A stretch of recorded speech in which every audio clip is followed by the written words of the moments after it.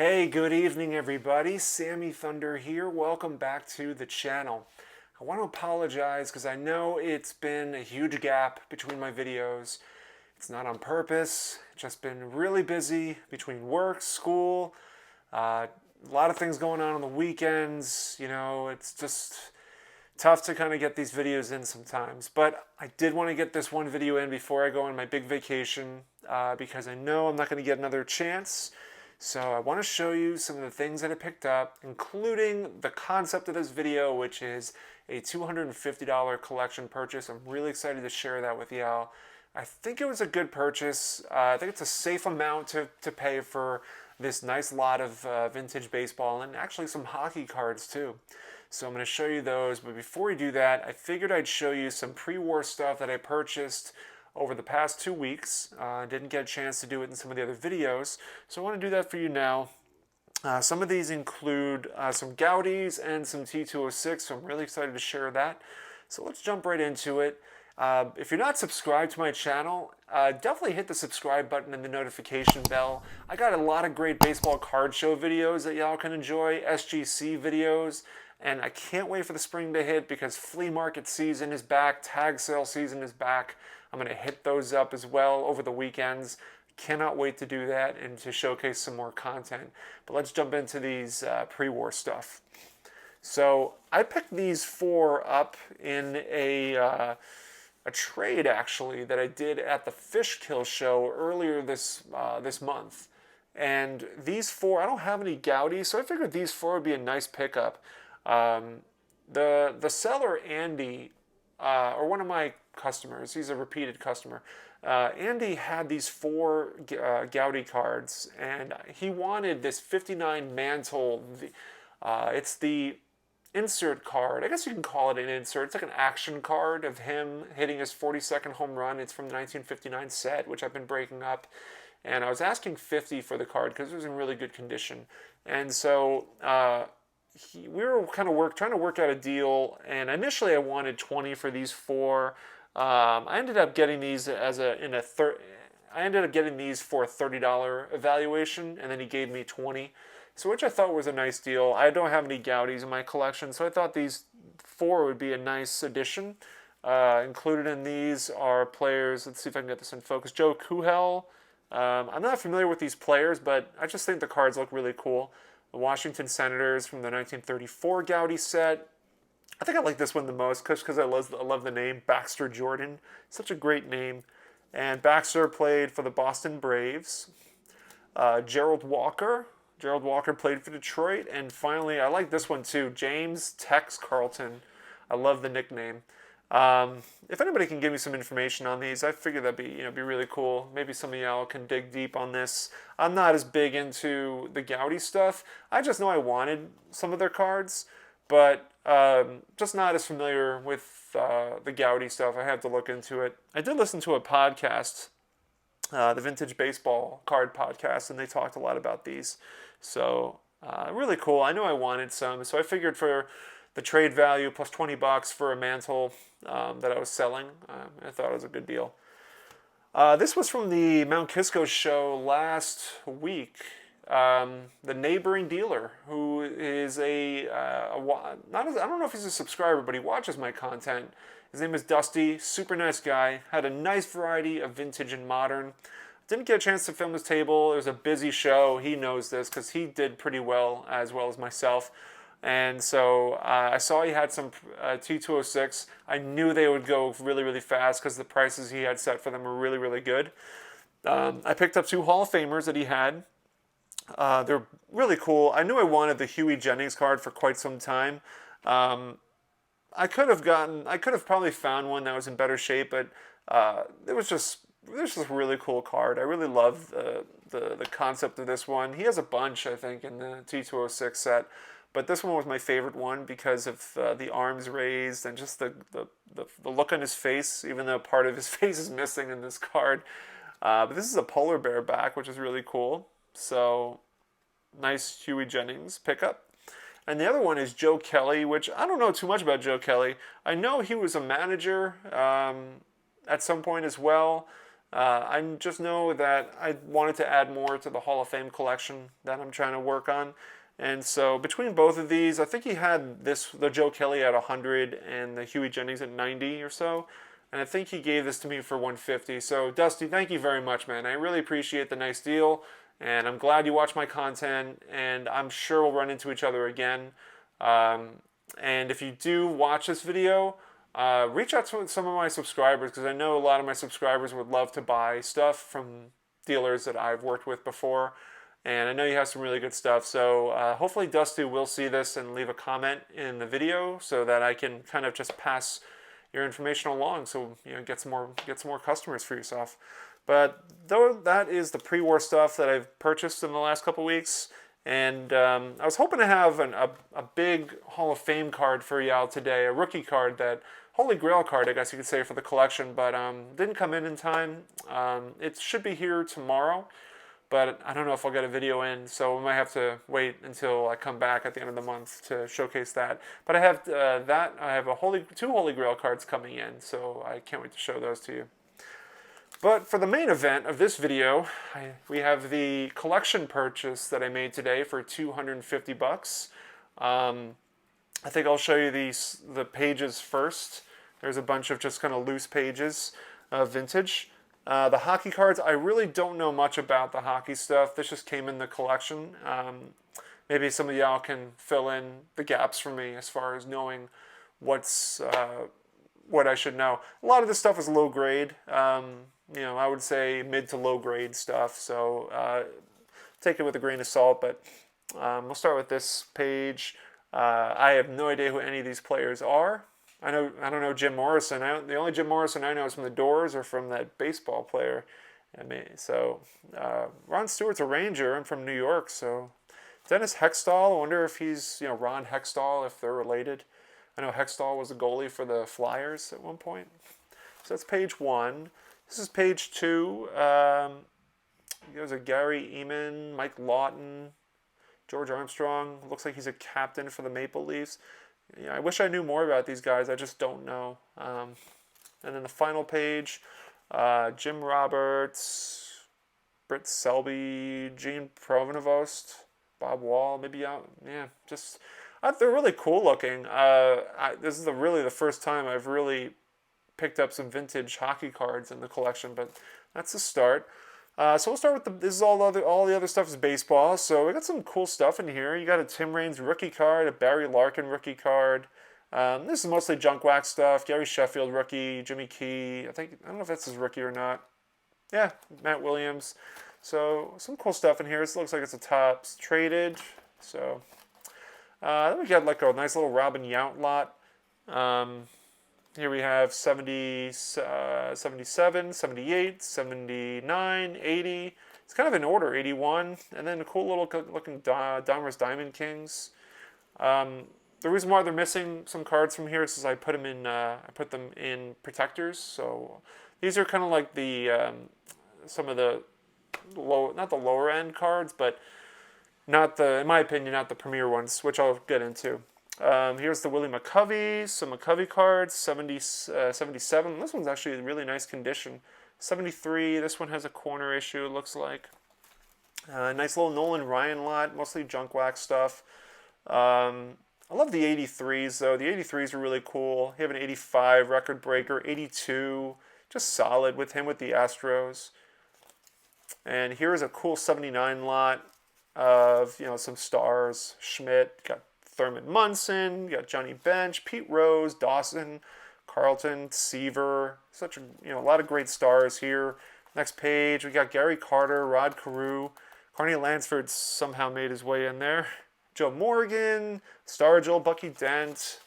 Last page, we got Goose, Bobby Bonds, Goodry. So a lot of Yankees. Here's another Nolan Ryan lot. Here's his 84, 85 card. Here's a cool 70s Pitt 1970. Jim Cott, Denny McClain, Jim Bunning, Fergie Jenkins, Perez, Sparky Lyle. Some good names in there. I don't think any of these are high numbers. There's a Cub. So we got ourselves a nice Schmitty lot. 76 Schmitty. Some 80s, 79s, 78, 80. 81, and the classic, which I guess is probably late 80s. Here's a cool looking 1960s lot of some commons. Dale Long, Bob Friend, Elston Howard, who's pretty good, Jackie Jensen, Bobby Bolin, Al Lopez. So, not bad. And finally, the last page on here is the Lou Brock lot. Got a 76, mostly 70s stuff. I'll show you the cards I kind of stashed away. But this is mostly like, 77, 78, 76, 75 highlights, 70, another 78 record breaker. So nice looking. These are mostly like cards that will go into the bargain bin, I think. There were some, like $1 or $2 to $5 or $6 to $10, depending on the condition. So they might find their way in there. But that's one part of the collection. And then here are like the elite cards, I think. Maybe y'all could fill in. But here is I think this is a high number. I forget when the high numbers start in the 1970 series, but here is a Larry Bowa rookie card with the fills. Number 539. Clearly miscut, but still, Larry Bowa's and good history with the Phillies. Here we have a rookie 1975 Keith Hernandez rookie card. Fair shape. It's a high number, but not the high number in the sense that, like I think they stopped doing the high number series in 74, so, but still a cool card. Here's a Bert Blyleven rookie card from the 71. Actually pretty decent shape, all things considered, with the 71s, knowing how notoriously bad they can be. So this is a really cool looking card. Bert doesn't get a lot of respect in the hobby, but I think his rookie card still kind of garners a little bit. Here's a second year, really beautiful looking Robin Yount second year card from the 76. I really like these ones. There's a little bit of an issue there, but hey, it's a cool looking card. Really good centering to it too. So Robin Yount. Here's some more McCovey. This is from the 1970, the Sporting News, the All-Star card essentially. Really cool looking there. And here's McCovey's base card from the 1970 set, looking really sharp. Really nice sharp looking card there. 250. Add on to it, here's his 69 William McCovey card. Really nice. And I'm going to get to some Nolan Ryan. These are from some of the pages. Nolan Ryan, 78 record breaker, or 77 record breaker. It's part of the 78 set. Here's an 81 Topps classic card of him.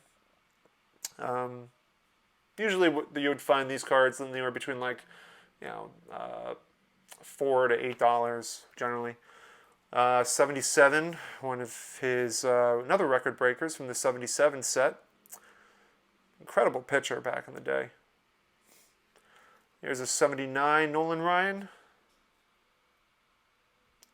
So a lot of Nolan Ryans. I love finding Nolan Ryan cards, especially in the 70s. There's just something about them. Like late 70s cards, you can get them for really good deals. Here's a third year Johnny Bench, his All-Star card. Looking really sharp as well. I love the Dominican dandy, Juan Marichal. Winningest pitcher in the 60s. Can I get him in focus?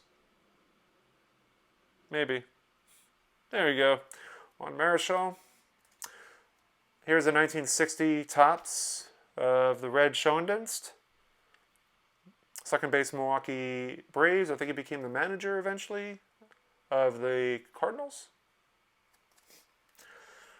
Here's I think this is a high number. Bubba Morton. Put this one aside because it is a number 554. So I think this constitutes as a high number. Here we have a 1958 of Lou Burdette. Had a nice winning year from the year prior to this card. 17 wins, 9 losses. ERA was 3.71. Not totally great, but winning season is a winning season. Here's a Topps 1970 Lou Brock. This one I thought was really cool. Really nice looking Lou Brock from the 67 set. Looks great. Back as well. 73 Pete Rose. Gotta love it. Classic. Classic pose. Here's the 1970 Pete Rose. A little off-center. Love the facial expression on his face. A little bit of uncertainty. Not really sure what's going on there. High number, I think, as well on this card. 580. Got ourselves a nice Yastrzemski All-Star card. And this one looks really, really good. Carl Yastrzemski, 1971. Can't imagine. I mean, it's tough to find these cards in really good shape, so I was really pleased to see this one in really nice shape. I think this is a high number, 530.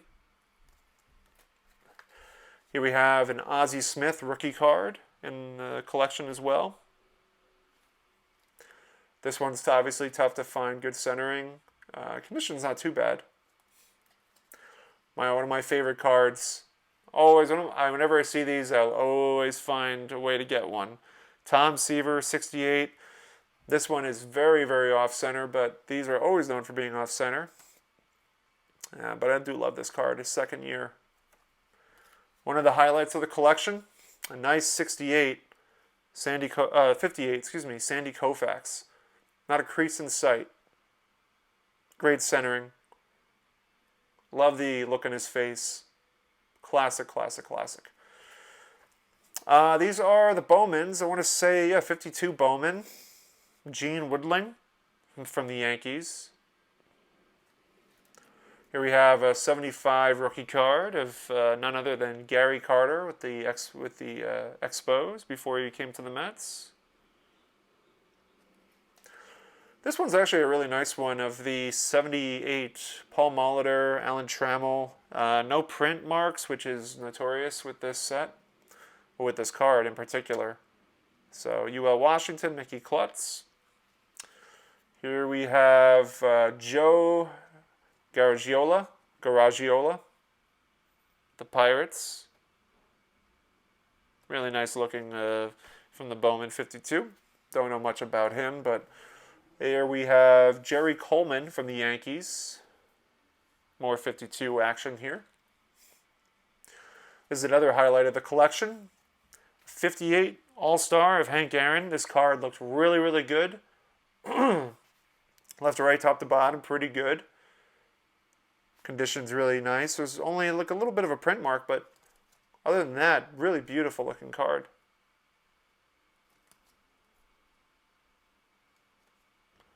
See if I can get this. There we go. That's probably a lot better. Here we have Richie Ashburn with the New York Mets. I forgot that he was a Met. Great career. 2,455 hits at that point. It's actually one of the first 62s that I have. I don't really collect a lot of 62s. Another highlight from this collection was a 58 Ernie Banks. Really nice looking too. Something about the 58s just draw your attention that way. Second year, Raleigh Fingers, excellent condition. This is pre-stash. This is also maybe a high number, 502. And these are some just, these are got a nice 65 McCovey. And finish it off with a 77 strikeout leaders with Nolan Ryan, Phil Niekro. So, excuse me. I think I did pretty well, 250 for this entire collection. Have some sorting to do, but when I come back, definitely be doing my card shows again.